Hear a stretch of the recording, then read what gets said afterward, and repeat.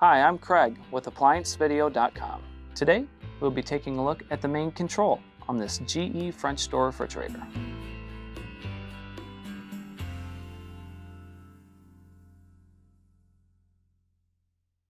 Stop. Before beginning any repair, always be sure to disconnect the power to the appliance.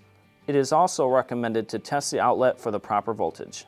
A faulty main control on this GE French door refrigerator can often result in no cool, no power, maybe you're hearing a noise from the back like a clicking noise. These are all very common symptoms of a faulty main control.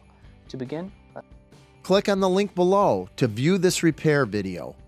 ApplianceVideo.com guides you step by step, giving you the confidence to avoid recalls and callbacks, also saving time on repairs.